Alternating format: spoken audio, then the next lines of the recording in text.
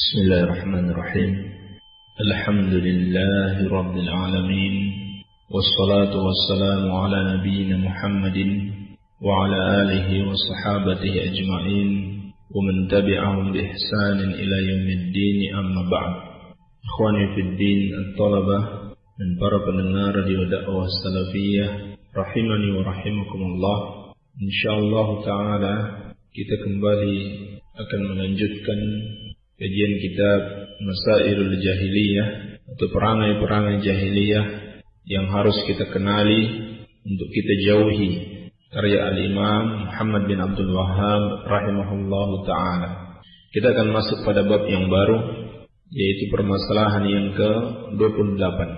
Qala al-mu'allif rahimahullah, al-mas'alatu tsaminatu wal 'ishrun. Permasalahan yang ke-28, annahum la yaqbaluna minal haqqi illa alladhi ma'a ta'ifatihim. Bahwasannya orang-orang jahiliyah tidak mau menerima suatu ajaran kebenaran kecuali yang bersama kelompok mereka, yaitu ajaran yang menurut mereka itu berasal dari ajaran kelompok mereka.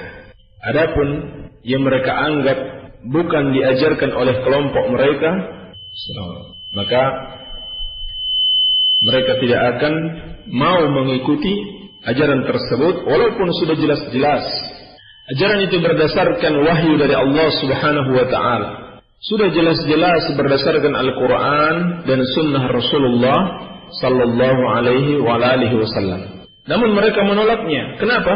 Karena tidak diajarkan oleh kelompok mereka atau guru-guru mereka. Maka mereka tolak ajaran tersebut.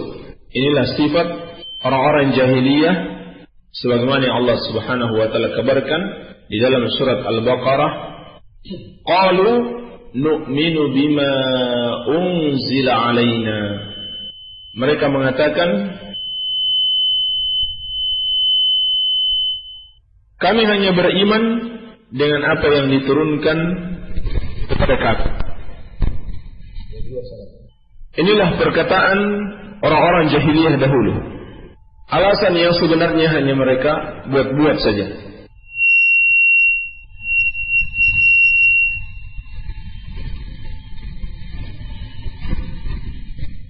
Ketika mereka diserukan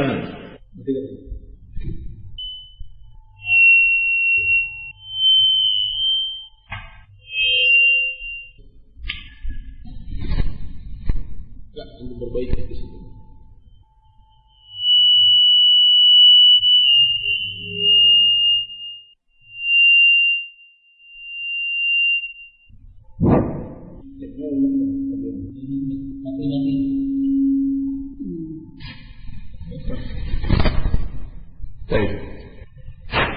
Afwan.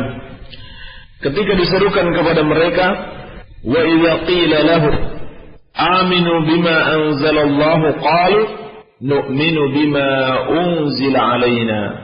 Dan apabila diserukan kepada mereka, berimanlah kepada apa yang diturunkan Allah Subhanahu wa ta'ala, maka mereka menjawab, nu'minu bima unzila alaina. Kami hanya beriman dengan apa yang diturunkan atas kami. Jadi alasan mereka yang mereka mengikuti hanyalah ajaran kelompok mereka.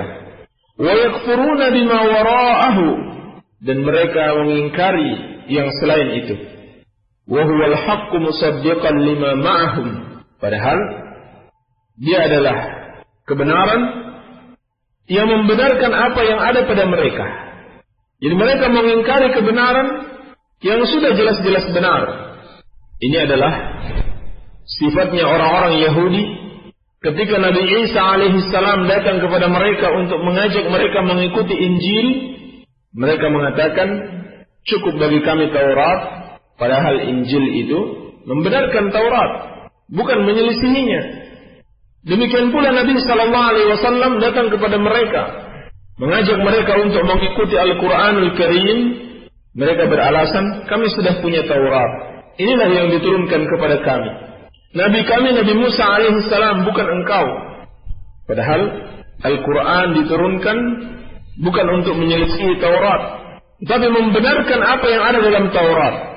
Bersamaan dengan itu, Taurat dan Injil juga telah mengabarkan akan kebenaran Al-Quran, akan datangnya seorang nabi yang terakhir. Tetapi tetap saja mereka tidak mau mengikuti Nabi sallallahu alaihi wasallam dengan alasan mereka sudah memiliki Taurat. Mereka hanya mau mengikuti apa yang diajarkan kepada mereka. Walaupun sebenarnya yang diturunkan kepada mereka itu sudah dihapuskan, sudah dimansuh, sudah kadaluarsa. Sehingga Nabi sallallahu alaihi wasallam dengan tegas dalam hadis yang diriwayatkan oleh Imam Muslim, beliau bersabda, "La yu'minu bi ahadin min hadhihi al-ummah yahudiyyun wala nasraniyyun thumma mata wa lam yu'min billadhi ursiltu bihi illa kana min ashabin nar." Kata Nabi sallallahu alaihi wasallam, "La yasma'u bi ahadin min hadhihi al-ummah." Tidaklah mendengar tentang aku, yaitu tentang risalah Islam yang dibawa oleh Rasulullah sallallahu alaihi wasallam. Apakah dia seorang Yahudi atau seorang Nasrani, walam yu'min billadzi ursiltu bihi, thumma mata walam yu'min billadzi ursiltu bihi, kemudian dia mati sebelum dia beriman dengan Islam, illa kana min ashabin nar, kecuali dia akan termasuk penghuni neraka.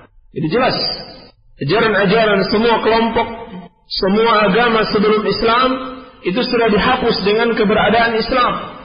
Wajib bagi seluruh umat manusia untuk mengikuti agama Rasulullah sallallahu alaihi wasallam. Tapi mereka buat alasan-alasan mencari-cari pembenaran atas kesalahan mereka dengan mengatakan kita hanya beriman kepada ajaran yang Allah turunkan kepada kita. Kita hanya mau mengikuti ajaran kelompok kita, ajaran Nabi yang diutus kepada kita. Sayang sekali, alasan-alasan orang-orang jahiliyah di dalam menolak kebenaran ini pun diadopsi oleh sebagian kaum muslimin. Apabila mereka diajak kepada kebenaran, apabila mereka diberitahu bahwa yang kamu lakukan atau kamu yakini itu bertentangan dengan Al-Quran dan As-Sunnah, maka dia akan menjawab, ini sesuai dengan ajaran Pak Kiai. Bertahun-tahun saya mondok, Ustadz di pondok saya mengatakan ini ajaran yang benar. Padahal jelas-jelas bertentangan dengan Al-Quran dan As-Sunnah. Dia tidak mau mengikuti ajaran Al-Quran dan As-Sunnah karena bertentangan dengan keputusan organisasi atau majelis tarjih organisasi. Ini sifat orang-orang jahiliyah yang masih ada pada sebagian kaum muslimin. Sadar ataupun tidak sadar, mereka menolak Al-Quran dan As-Sunnah, tidak mau mengikuti generasi as-salaf dengan alasan kita sudah mengikuti ajaran kelompok kita, ajaran guru kita, keputusan organisasi dan yang semacamnya. Maka inilah yang menyebabkan umat manusia semakin jauh dari jalan Allah Subhanahu wa taala, dan ini yang menyebabkan kaum muslimin tercerai-berai, berpecah belah dari jalan Allah Subhanahu wa taala. Mereka keluar dari jalan golongan yang selamat dan memasuki golongan-golongan yang sesat karena mengikuti sifat orang-orang jahiliyah. Bersamaan dengan itu pun, orang-orang jahiliyah sebenarnya hanya mengada-ngada, hanya mencari-cari alasan yang tidak benar, karena hakikatnya mereka tidak mengikuti Taurat yang diturunkan kepada mereka. Hakikatnya mereka tidak mengikuti Injil yang diturunkan kepada mereka. Hakikatnya orang-orang Yahudi tidak benar-benar mengikuti Nabi Musa alaihissalam. Demikian pula orang-orang Nasrani sampai hari ini tidak benar-benar mengikuti Isa alaihissalam. Kenapa? Karena Nabi Musa alaihissalam telah menyampaikan kepada mereka ajaran Taurat. Kalau nanti datang Nabi yang terakhir, ikuti dia. Demikian pula Nabi Isa alaihissalam telah menyampaikan kepada umatnya ajaran Injil. Aku adalah manusia biasa, aku utusan Allah. Mengajak mereka untuk mentauhidkan Allah Subhanahu wa ta'ala. Tapi kenyataannya mereka malah menyekutukan Allah dengan Nabi Isa alaihissalam. Sebagaimana Nabi Isa alaihissalam juga telah mengabarkan kepada mereka akan datangnya Nabi yang terakhir dan membawa kebenaran. Tetapi pesan-pesan Nabi Musa alaihissalam dan Nabi Isa alaihissalam. Demikian pula ajaran-ajaran Taurat dan Injil yang mereka klaim mereka ikuti, sebenarnya mereka tidak ikuti. Sehingga permasalahan yang berikutnya, qala al-muallif rahimahullah, al-mas'alatu at-tasi'atu wal 'ishrun, permasalahan yang ke-29, annahum ma'a dzalika la ya'maluna bima taquluhu ta'ifatuhum. Orang-orang jahiliyah mengklaim bahwa mereka mengikuti Taurat, mengikuti Injil, padahal bersamaan dengan klaim tersebut mereka sama sekali tidak mengamalkan apa yang ada dalam Taurat dan Injil. Kama qala ta'ala wa nabbaha, sebagaimana Allah telah mengatakan hal itu dan Allah peringatkan, qul falima taqtuluna anbiya Allahi min qablu in kuntum mu'minin. Katakan kepada orang-orang Yahudi tersebut, lalu kenapa kalian membunuh para nabi-nabi Allah sebelumnya kalau kalian benar-benar beriman? Jadi ketika diajak mengikuti Rasulullah sallallahu alaihi wasallam, orang-orang Yahudi beralasan, nu'minu bima unzila alaina. Kami beriman dengan apa yang diturunkan kepada kami, yaitu Taurat. Maka Allah Subhanahu wa taala mematahkan argumentasi mereka atau alasan-alasan mereka yang tidak benar di dalam menolak kebenaran. Qul falima taqtuluna anbiya Allahi min qablu in kuntum mu'minin. Katakan wahai Muhammad kepada mereka, kalau kalian benar-benar mengikuti Taurat, lalu kenapa kalian membunuh para nabi Allah yang diutus sebelum Rasulullah sallallahu alaihi wasallam kalau kalian benar-benar beriman? Inilah kebohongan orang-orang Yahudi. Mengaku-ngaku beriman kepada Taurat, padahal nabi-nabi yang diutus kepada mereka untuk mengajarkan Taurat, mereka bunuh. Luar biasa kejahatan orang-orang Yahudi. Mereka membunuh Nabi Zakaria alaihi salam, mereka membunuh Nabi Yahya alaihi salam, dan mereka mau membunuh Nabi Isa alaihi salam, dan Allah Subhanahu wa taala mengangkat Nabi Isa ke langit. Ini sifat orang-orang Yahudi, menyakiti para pembawa kebenaran dengan alasan-alasan yang mereka buat-buat, dengan alasan bahwasannya yang membawa kebenaran ini tidak sesuai dengan ajaran kelompok mereka. Inilah sifat orang-orang Yahudi yang tidak boleh kita tiru. Kalau datang kepada kita orang yang menjelaskan kebenaran, orang yang mengajarkan dalil-dalil Al-Quran dan As-Sunnah sebagaimana yang diajarkan oleh Rasulullah SAW dan para sahabatnya, mesti kita menghormati dia, mesti kita mengikuti ucapannya.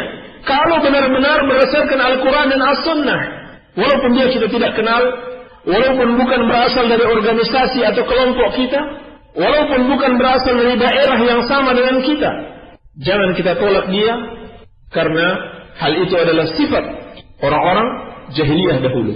Iya. Maka poin-poin ini merupakan peringatan bagi kita untuk selalu menerima kebenaran, menerima Al-Quran dan As-Sunnah, dan memahaminya dengan baik sebagaimana yang dipahami oleh Rasulullah sallallahu alaihi wasallam dan para sahabatnya, dan meninggalkan fanatisme golongan, yaitu orang-orang yang tidak peduli apakah ajaran kelompoknya benar atau salah, apakah ajaran gurunya benar atau salah.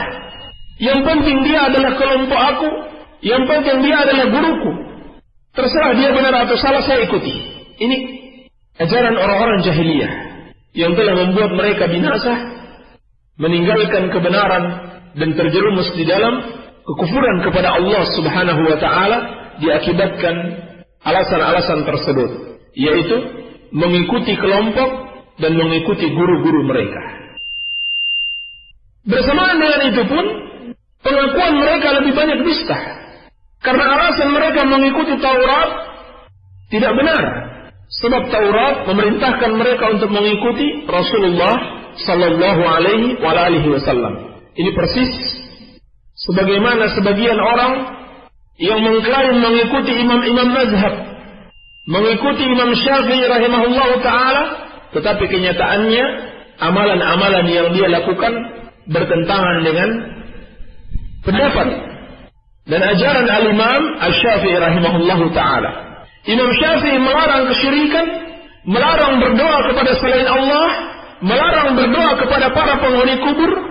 Orang-orang yang mengaku bermazhab Syafi'i kerjaannya datang kepada kuburan-kuburan yang mereka klaim sebagai kuburan keramat untuk berdoa kepada para penghuni kubur tersebut. Imam Syafi'i rahimahullah ta'ala melarang kebid'ahan, melarang perbuatan mengada-ngada di dalam agama.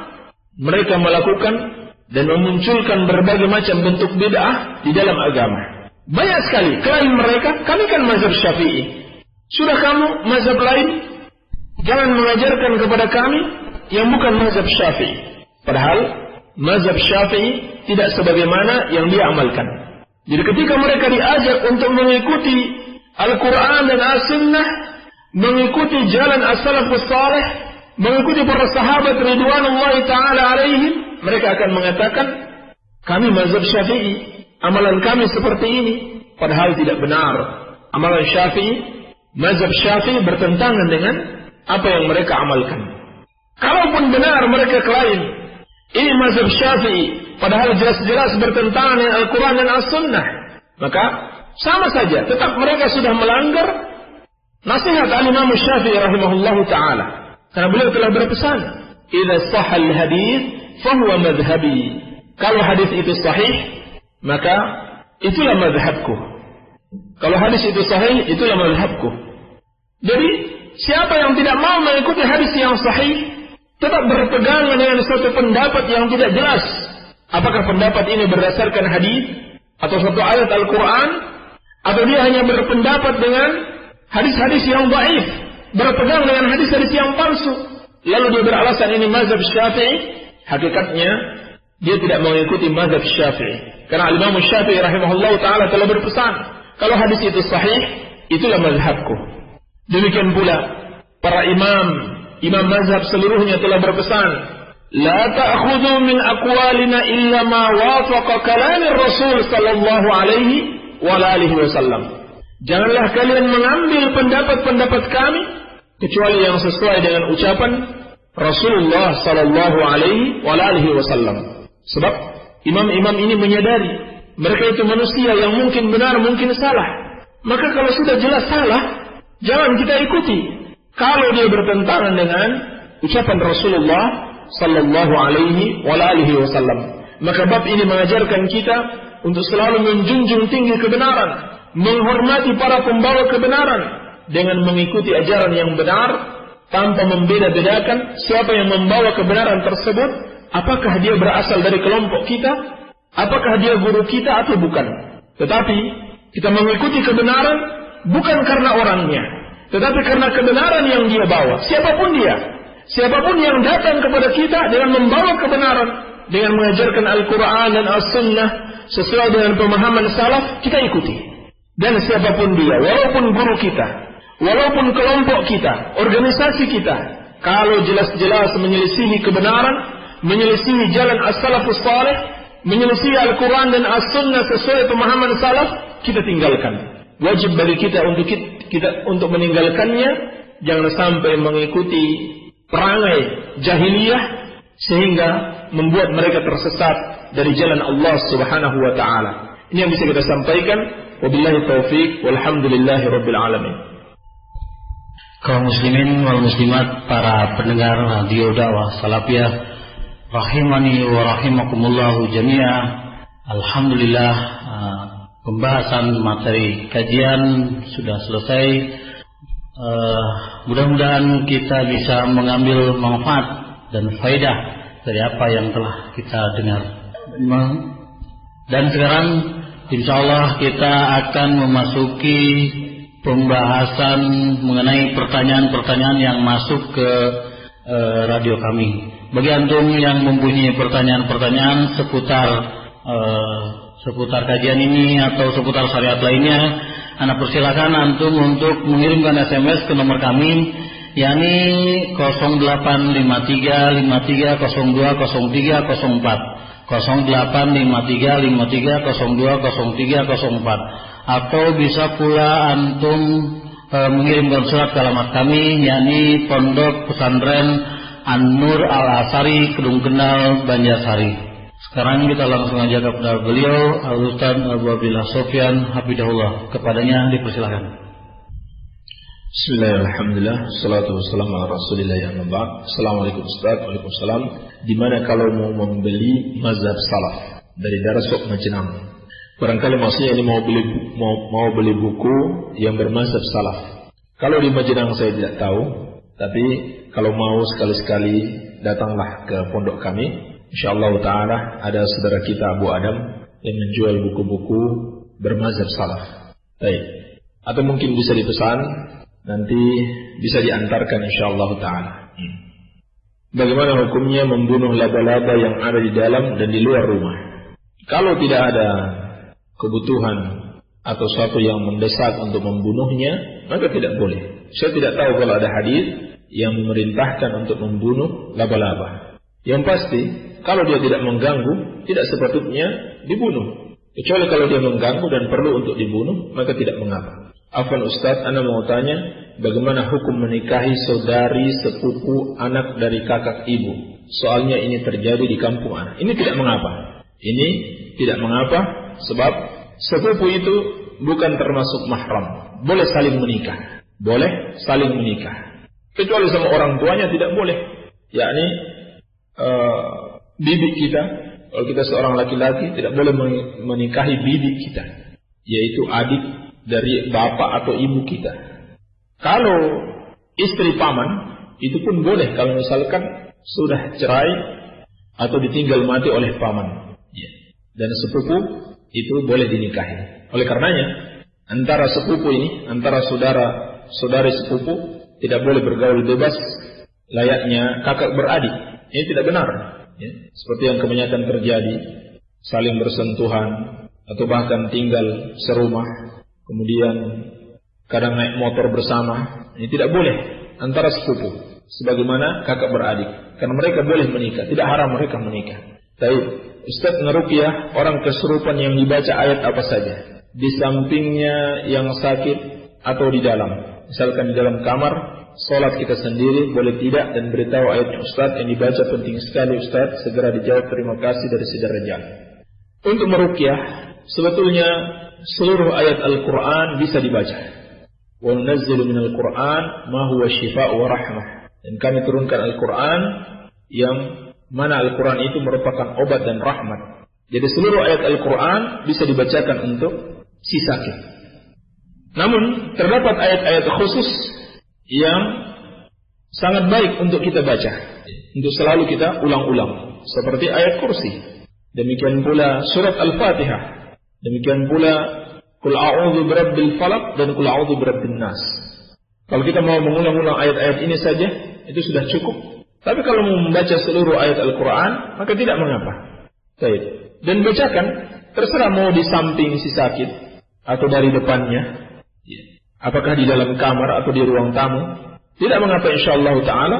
Hanya saja yang patut dihindari adanya pelanggaran syariat, adanya kemaksiatan ketika kita meruqyah. Seperti apa?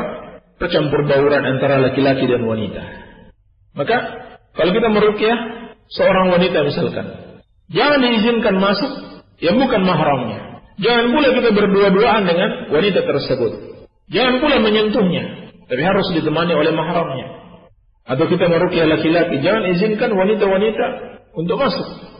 Demikian pula adanya gambar-gambar bernyawa di dalam rumah. Ini harus dihilangkan ketika kita meruqyah, dan harus dihilangkan selamanya. Sebab ini pelanggaran syariat Allah Subhanahu wa taala. Sementara kita meruqyah mengharapkan pertolongan Allah Subhanahu wa taala. Jadi, silakan dibaca surat apa saja dan siapa saja bisa membaca, terutama dari kalangan orang-orang yang saleh yang selalu menjalankan perintah Allah dan selalu berusaha menjauhi larangan-larangan Allah Subhanahu wa taala. Assalamualaikum warahmatullahi wabarakatuh. Afwan Pak Ustaz, mau bertanya, bulan Sya'ban baik puasa Daud atau bagaimana? Tidak ada masalah, mau puasa Daud silahkan di bulan Sya'ban. Baik. Bagaimana hukumnya berulang tahun dan bagaimana hukumnya memperingati hari Maulid Nabi sallallahu alaihi wasallam?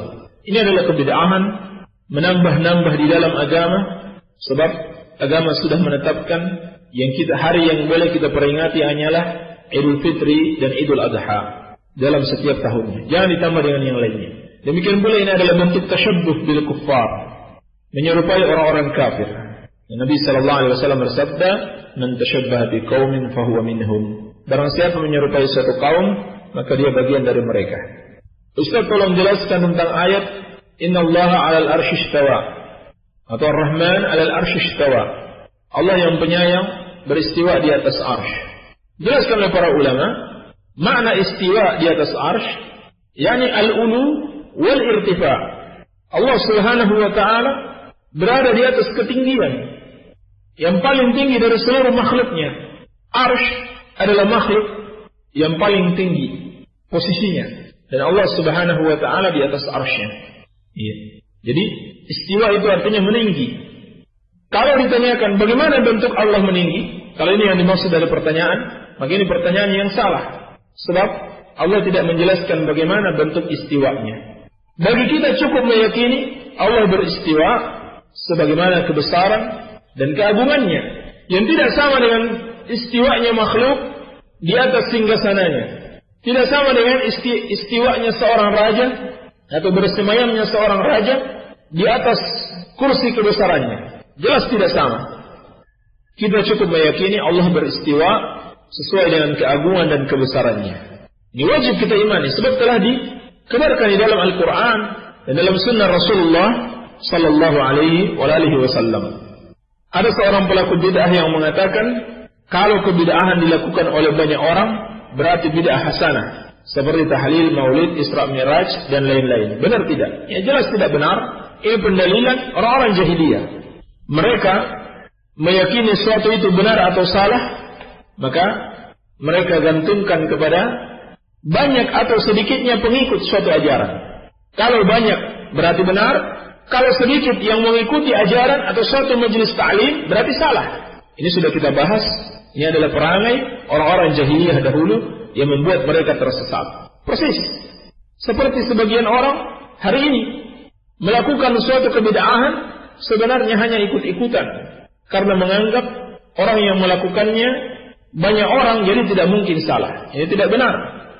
Kebenaran itu disandarkan kepada Al-Quran dan As-Sunnah, bukan kepada sedikit atau banyaknya yang mengikuti. Bahkan para nabi sekalipun ada yang berdakwah kepada kaumnya dan pengikutnya hanya sedikit sekali. Bahkan ada yang tidak mampu meraih pengikut satupun. Seperti yang dikabarkan Nabi sallallahu alaihi wasallam dalam hadis Abdullah bin Abbas radhiyallahu taala anhuma di dalam As-Sahihain, "Wa ra'aitu an-nabiyya wa ma'ahu ar-rahab." Kata Nabi sallallahu alaihi wasallam, aku diperlihatkan ke Allah Subhanahu wa taala bagaimana para nabi dibangkitkan bersama pengikutnya di hari kiamat. Lalu aku melihat seorang nabi pengikutnya tidak lebih dari 10 orang. Ini subhanallah. Ini nabi. Nabi ini lebih daripada dai sejuta umat atau dai besar, dai kondang. Ini nabi utusan Allah. Allah sendiri yang mengangkat dia sebagai seorang dai. Tapi yang mengikuti seruannya tidak lebih dari 10 orang. Wa ra'aitu an-nabiyya wa ma'ahu ar-rajul war-rajulan. Ada lagi seorang nabi yang aku lihat bersama pengikutnya hanya 1 orang. Ada lagi yang hanya 2 orang. Ini nabi diutus kepada suatu kaum yang mengikutinya hanya 1 orang atau 2 orang. Bahkan kata Nabi sallallahu alaihi wasallam, "Wan nabiyyu wa laysa ma'ahu ahad." Dan aku lihat seorang nabi dan tidak ada pengikutnya seorang pun. Luar biasa. Mayoritas menolak dakwah Nabi tersebut. Bukan mayoritas, bahkan semuanya. Seluruh manusia menolak apa yang dikabarkan oleh seorang Nabi yang pernah diutus pada suatu kaum. Jadi alasan membenarkan kebid'ahan karena banyak yang mengikutinya berarti dia bid'ah hasanah adalah ciri pengikut-pengikut jahiliyah, bukan pengikut Rasulullah sallallahu alaihi wasallam. Dan telah berkali-kali kita ingatkan bahasanya mayoritas umat berada dalam kesesatan sebab Allah Subhanahu wa taala berfirman, "Wa qalilun min ibadiyasy syakur." Sangat sedikit hamba-hambaku yang bersyukur. Dan juga firman Allah, "Wa in tuti aktsara man fil ardi yudilluka an sabilillah." Kalau kamu ikuti kebanyakan manusia di muka bumi ini, mereka akan menyesatkan kamu dari jalan Allah. Dan juga sabda Nabi sallallahu alaihi wasallam, "Badal Islamu ghariban wa sayaudu ghariban kama bada'a fatuba lil ghuraba." Islam datang dalam keadaan terasing dan akan kembali terasing sebagaimana dia datang. Maka beruntunglah orang-orang yang asing tersebut. Ini bukan orang-orang mayoritas, tapi orang-orang yang terasing, yang terkucilkan di masyarakat. dikarenakan dia mengikuti sunnah, tidak mau mengikuti kebid'ahan mereka. Ustaz, bukankah Al-Quran itu bid'ah? Barangkali yang dimaksudkan di sini pengumpulan Al-Quran ya. Itu bukan termasuk bid'ah, sebab itu hanyalah sarana di dalam beribadah.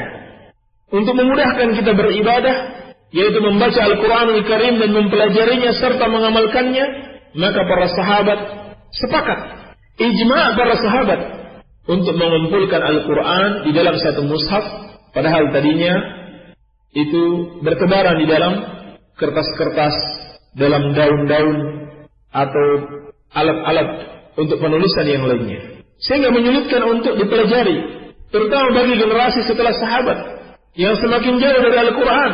Maka sahabat kemudian sepakat untuk mengumpulkan Al-Quran. Ini di satu sisi, dia hanya merupakan sarana. Kemudian di sisi lain, sahabat sudah ijma', sudah sepakat. Dan ijma' itu merupakan dalil. Ijma' merupakan dalil. Jadi dia tetap berdasarkan Al-Quran wa Sunnah. Karena Nabi SAW bersabda, Inna Allah la yajma'u ummati 'ala ad-dalalah. Allah Subhanahu wa ta'ala tidak akan mungkin menyatukan umatku atau membuat mereka bersepakat, membuat mereka ijma' di atas kesesatan. Baik. Jadi tidak benar kalau dikatakan pengumpulan Al-Quran itu termasuk kebid'ahan. Iya. Saya bingung, ada NU Persis Muhammadiyah dan lain-lain semua ngaku Salafiyah. Mana yang benar? Katanya NU paling benar karena mayoritas di Indonesia dan banyaknya ulamanya. Ini sudah kita jawab ya. Pendalilan dengan mayoritas dan minoritas ini salah besar. Ini adalah sifat ahlul jahiliyah. Baik. Demikian pula orang yang mengklaim banyak ulama itu belum tentu benar. Ulama menurut mereka, tetapi menurut syariat belum tentu dianggap sebagai ulama. Demikian pula yang mengklaim memiliki tokoh-tokoh, ya. Padahal tokoh-tokoh mereka bertentangan dengan Al-Quran dan As-Sunnah. Jadi tidak perlu bingung. Kalau kita benar-benar mengikuti Al-Quran dan As-Sunnah dengan pemahaman salaf, maka kita akan selamat dari kebingungan. Baik. Assalamualaikum Pak Ustaz. Waalaikumsalam. Ana mau bertanya, ana biasa sholat duha, tapi ana ketiduran, itu berdosa atau tidak? Tidak berdosa sebab sholat duha bukan suatu kewajiban. Assalamualaikum warahmatullahi wabarakatuh. Anda mau tanya gimana hukumnya seorang abi yang bekerja sampingannya adalah tukang mabok, main kartu, juga main perempuan, dan dia mencari uang untuk biaya anaknya yang pondok. Apakah anaknya mendapat dosa juga? Jelas firman Allah Subhanahu wa taala, "Wala taziru waziratu wizra ukhra." Seorang tidak akan menanggung dosa orang lain. Jadi tidak ada dosa bagi anaknya sedikit pun atau keluarganya sepanjang mereka tidak menyetujui perbuatan yang haram yang dia lakukan. Dari sisi apa bisnis MLM diharamkan? Dan sekarang lagi rame-ramenya ada bisnis MLM dengan memakai persepsi Islam, DBS atau DFI. Dan yang terjun ke dalamnya dibilang dai-dai kondang di negara kita.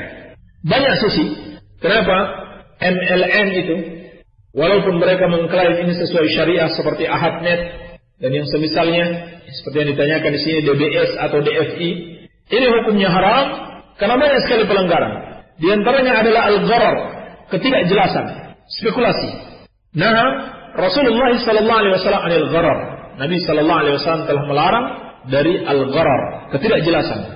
Bagaimana bentuk ketidakjelasan yang ada dalam MLM? Yaitu ketika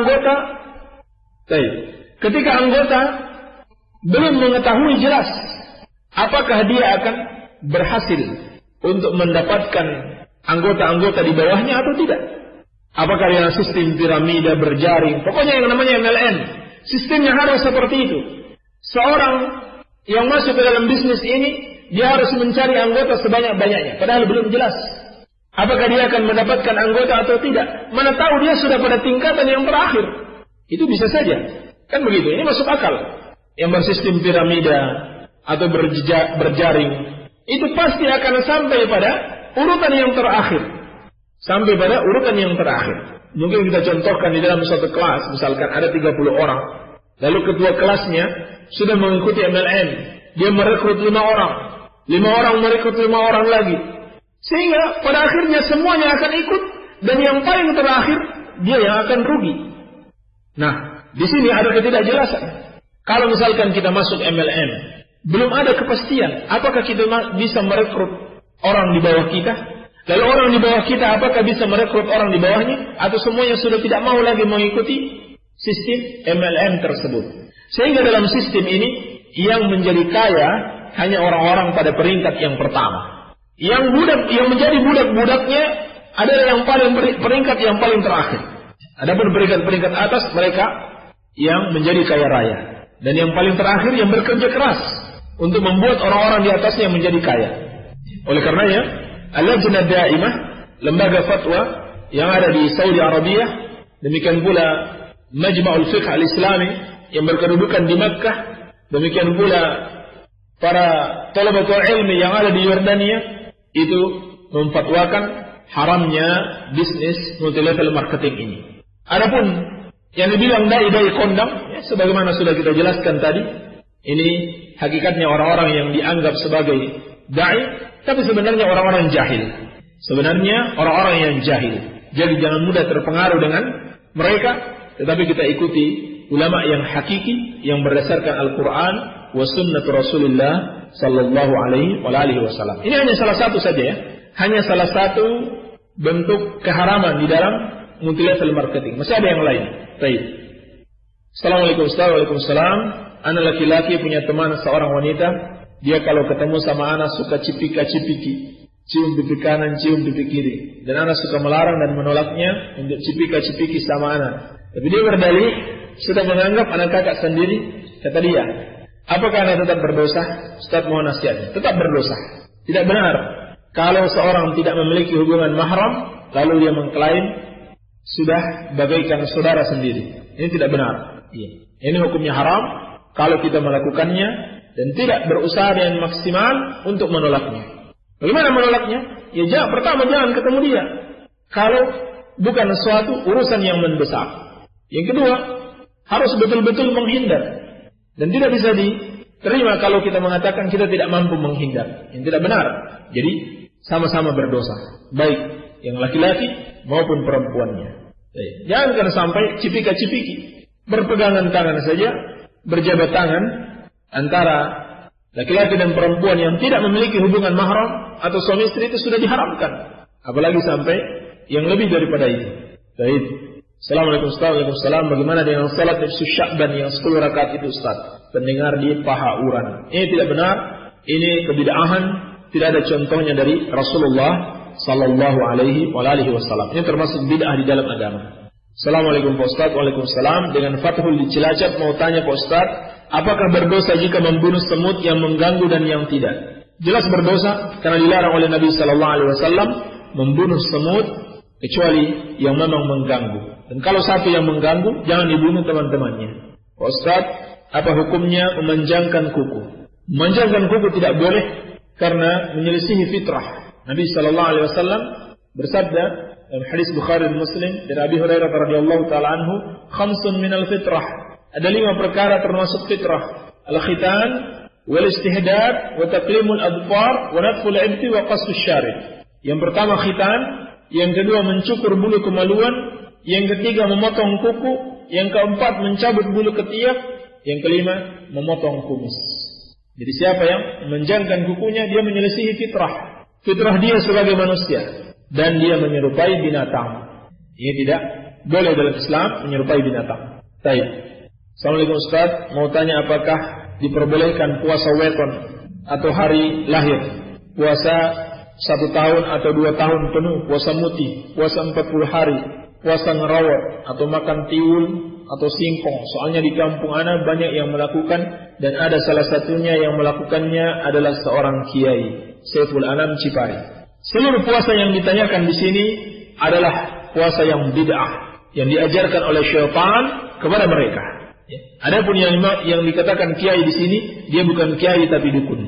Jadi ini harus hati-hati. Tidak semua orang yang dianggap ulama, dianggap kiai, dianggap dai kondang benar-benar mengikuti kebenaran, mengikuti ajaran yang benar. Ini semua bentuk puasa yang tidak ada dasarnya di dalam Al-Quran was Sunnah. Afwan Ustaz, bolehkah bagi laki-laki safar pada hari Jumat yang mana mereka meninggalkan salat Jumat? Tolong jawab sekarang, soalnya lusa mau safar untuk mengikuti daurah nasional di Yogyakarta. Tidak ada masalah, tidak ada larangan dalam syariat baik bagi laki-laki dan wanita untuk melakukan safar pada hari Jumat. Berapa berangkat besok? Baik, tidak ada masalah safar di hari Jumat, tidak ada larangan dalam syariat, dan boleh bagi mereka untuk meninggalkan sholat Jumat diganti dengan sholat zuhur. Dan ini kemudahan dan kemurahan Allah Subhanahu wa taala kepada kaum muslimin dengan memberikan kemudahan-kemudahan dalam safar. Karena sudah dimaklumi safar itu adalah qit'atun minal adab, bagaikan bagian dari azab, di mana seseorang dalam safar mendapati berbagai macam kesukaran-kesukaran. Sehingga Allah memberikan keringanan-keringanan di antaranya dalam salat. Dan Nabi sallallahu alaihi wasallam telah mencontohkan beliau ketika dalam safar beliau melakukan salat zuhur, bukan salat Jumat. Baik. Bismillahirrahmanirrahim. Assalamualaikum. Waalaikumsalam. Afwan Ustaz, berdoa sambil mengangkat kedua tangan itu ada sunnahnya atau tidak? Hukumnya sunnah. Mengangkat tangan atau berdoa sambil mengangkat tangan adalah sunnah. Dan ini hukum asal di dalam berdoa. Dalam hadis yang diriwayatkan oleh Imam Abu Daud, At-Tirmidzi dan yang lainnya dari Salman dan disahihkan oleh Syekh Al-Albani rahimahullah, Nabi sallallahu alaihi wasallam bersabda, "Innallaha hayyun karimun yastahyi idza rafa'a ar-rajul ilayhi yadayhi ay yaruddahuma sifran khaibatain." Kata Nabi sallallahu alaihi wasallam, sesungguhnya Allah Maha Pemalu dan Maha Pemurah. Ini sifat Allah Subhanahu wa taala.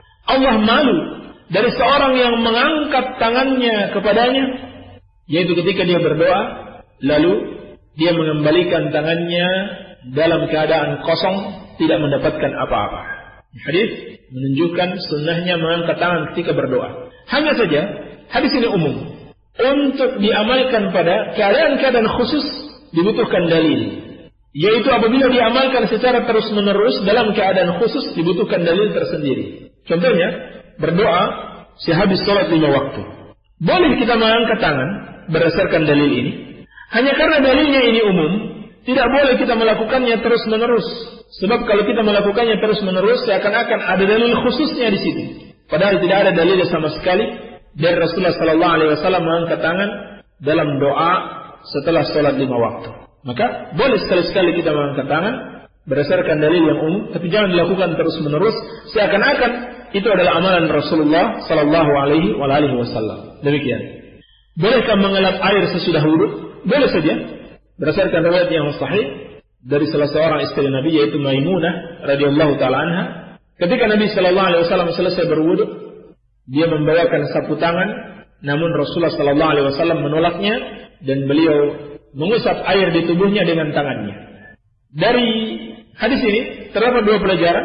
Yang pertama, Nabi sallallahu alaihi wasallam mengelap air dengan tangannya. Yang kedua, seperti yang dikatakan Syekh Al-Utsaimin rahimahullah, ada kemungkinan itu sudah merupakan kebiasaan Rasulullah sallallahu alaihi wasallam. Setelah beliau berwudu, beliau akan mengelapnya sehingga Maimunah datang membawa sapu tangan. Jadi kemungkinan itu sudah memang kebiasaan Rasulullah sallallahu alaihi wasallam. Jadi tidak dilarang. Bagaimana cara wudu yang benar? Apakah tangan, wajah, kaki cukup dibasuh atau disiram air saja, atau harus disiram air sambil digosok-gosok pakai tangan? Ada pertanyaan yang serupa. Bagaimana cara wudu yang benar? Apakah wajah, kaki, tangan itu cukup dibasuh dengan air saja atau harus sambil gosok-gosok dengan tangan? Digosok-gosok dengan tangan agar lebih dapat membersihkan. Digosok dengan tangan agar lebih dapat membersihkan, dan ini yang dituntunkan oleh Rasulullah sallallahu alaihi wasallam. Iya. Lebih jelasnya tentang tata cara berwudu, karena ada pertanyaan yang serupa menanyakan tentang tata cara berwudu. Akan kita bacakan satu hadis, yaitu hadis yang paling lengkap dalam menjelaskan tentang tata cara wudu Rasulullah sallallahu alaihi wasallam. Itu hadis Bukhari dan Muslim dari Humran maula Utsman bin Affan radhiyallahu taala anhu. Annahu ra'a Utsman da'a bi wudu'in. Bahwasanya dia melihat Utsman meminta air wudu. Fa afraga 'ala yadayhi min ina'ihi fa ghasalahuma 3 marratin. Lalu beliau menyiramkan kedua tangannya dan mencucinya sebanyak 3 kali. Ini yang pertama. Beliau cuci 2 tangannya sampai ke pergelangan sebanyak 3 kali. Summa adkhala yaminahu fil wudu'. Kemudian beliau masukkan tangan kanannya dalam air wudu. Summa tamadmara wastanshaka wastanthara. kemudian beliau berkumur-kumur dan menghirup air ke hidung, lalu melepaskannya kembali. Dan ini dilakukan dari satu cidukan. Yakni, satu cidukan, sebagian air masuk ke mulut, dan sebagian air dihirup ke hidung. Ini yang disunnahkan. Summa ghasala wajhahu thalathan. Kemudian beliau mencuci wajahnya 3 kali. Perhatikan, beliau mencuci wajahnya dengan tangannya. Berarti, tangannya digunakan untuk membasuh atau menggosok wajahnya. Jadi bukan sekedar air disiramkan begitu saja. Karena dikhawatirkan kalau sekedar disiramkan tidak akan merata ke seluruh anggota tubuh. Tapi harus dipastikan dengan digosok atau dibasuh dengan tangan. Wa yadayhi ila al-mirfaqaini thalathan. Lalu beliau mencuci 2 tangannya sampai kedua siku sebanyak 3 kali. Tsumma masaha bi ra'sihi. Kemudian beliau mengusap kepalanya. Mengusap ya, bukan dicuci, tapi diusap. Yang di tangan dibasahkan tanpa membawa air. Jadi tangan cukup dibasahkan lalu diusap ke kepala. Tsumma ghasala kulla rijlin thalathan. Lalu beliau mencuci setiap kaki sebanyak 3 kali. Tsumma qala, kemudian beliau berkata, "Ra'aitu an-nabiy sallallahu alaihi wasallam yatawadda'u nahwa wudu'i hadha."